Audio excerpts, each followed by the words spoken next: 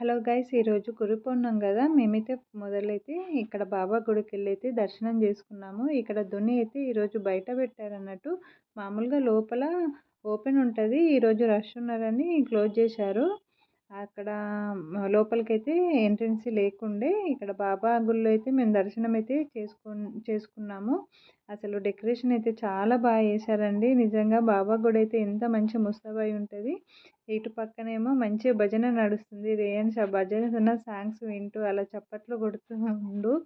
అసలు భలే ముచ్చటగా అనిపిస్తుంది. మనకే అసలు ఓష్ అనేది ఎక్కువ వస్తుంది. ఇక తర్వాత ఇంటికి వచ్చాకనైతే ఇలా దక్షిణామూర్తికి అయితే నేను పూజ చేసుకున్నాను. మొదలు ఈ పూజనైతే నేను రేయన్స్ తోటి చేపియాలి అని అనుకున్నాను. ఫస్ట్ టైం రేయన్స్ తోటి అయితే ఈ సంవత్సరం ఇలా పూజ చేయించాను.